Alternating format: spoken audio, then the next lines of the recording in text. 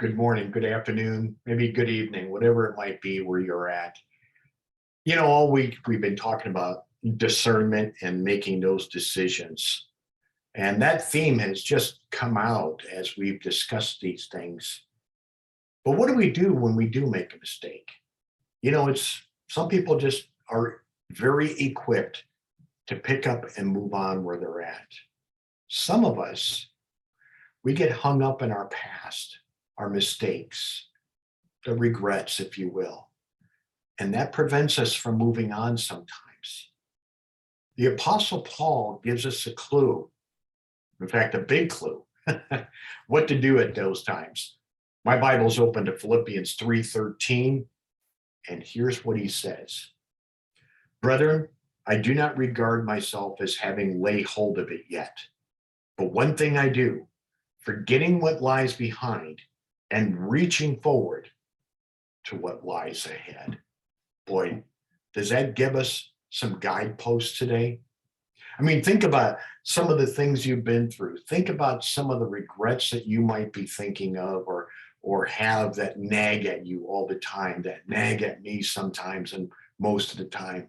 Things that trip us up in our walk with Christ.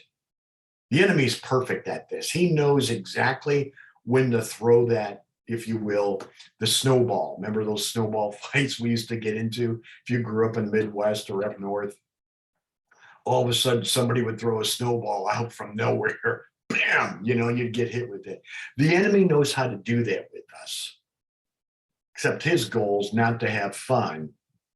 His goal is to trip us up so we become ineffective. And so those regrets can sometimes do that. So Paul says, hey, forget those things. Leave them behind. He's also talking about forgetting those things behind that he used to rely on to consider himself righteous before God.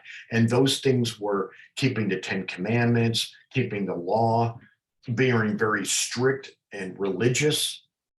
Paul says, I've got to put all those things aside too and reach forward to the prize. What's the prize? We'll find out tomorrow.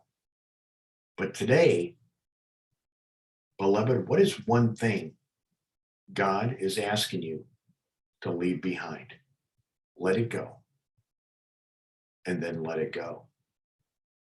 But most of all, go with God because he goes with you.